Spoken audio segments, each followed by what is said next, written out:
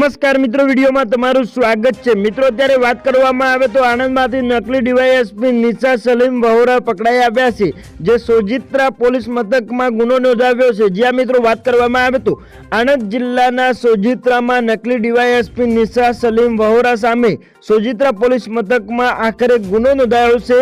Nisha Salim વહોરાએ ડીવાયએસપીની rank 1માં પરીક્ષા pass કરી હોવાનું જણાવી પ્રસિદ્ધિ મેળવી હતી અને પોતે અમદાવાદ ક્રાઇમ બ્રાન્ચમાં ડીવાયએસપી તરીકે નિમણૂક પામી હોવાની પણ પ્રસિદ્ધિ કરી હતી। સરદાર પટેલ યુનિવર્સિટી દ્વારા પણ તેમને અભિનંદન પાઠવ્યા હતા। જ્યાં મિત્રો વાત કરીએ તો વિદ્યાર્થી તેના યુવરાજસિંહ જાડેજા પોતાના એક્સ પ્લેટફોર્મ પર દાવો કર્યો છે કે ડીવાયએસપીની પરીક્ષામાં 5 વર્ષના રિઝલ્ટ તપાસ્યા પણ આ બેનનો કોઈ રેકોર્ડ મળ્યો નથી। નિશા સલીમ વહોરા નામની યુવતીનું પણ એકેય રિઝલ્ટ નથી।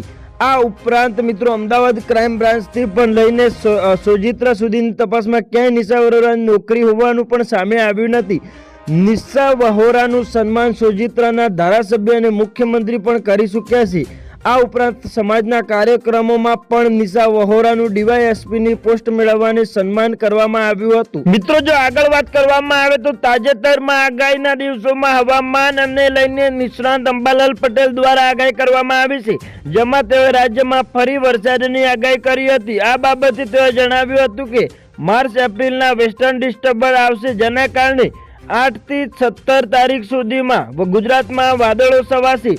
ત્યારે મિત્રો અરબ સાગરમાં ભેજ જોવા મળનાર છે અને જેના કારણે અરબી સમુદ્રમાંથી 13 અને 14 માર્ચે સર્ક્યુલેશન બનશે। જ્યાં મિત્રો વધુમાં જણાવ્યા અનુસાર મિત્રો વાત કરીએ તો 7 માર્ચમાં ગરમીમાં વધારો થશે। આ ઉપરાંત કચ્છમાં 40 ડિગ્રી, દક્ષિણ ગુજરાતમાં 41 થી 42 ડિગ્રી તાપમાન રહેશે। જોકે વેસ્ટર્ન ડિસ્ટર્બન્સ હટતા ગરમી ફરી ઘટાડો થશે અને આ વખતે ચોમાસું સારું રહેશે તેમ પણ અંબાલાલ પટેલ દ્વારા જણાવવામાં આવ્યું છે।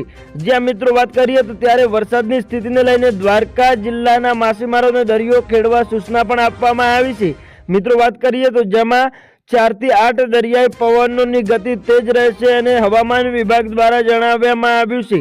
આ ઉપરાંત તેઓના જણાવ્યા મુજબ દરિયામાં 40 થી 50 કિમીની ઝડપે પવન આવશે અને જેના કારણે મિત્રો માછીમારોને આ વખતે દરિયો ન ખેડવા પણ કહેવામાં આવ્યું છે અને ખાસ કરીને તેમને સૂચના આપવામાં આવી છે। મિત્રો જો આગળ વાત કરવામાં આવે તો ગુજરાતમાં ગીર સોમનાથ જિલ્લામાં સોમવારે સાંજે એક સિંહણ એક યુવક પર હુમલો કર્યો હતો।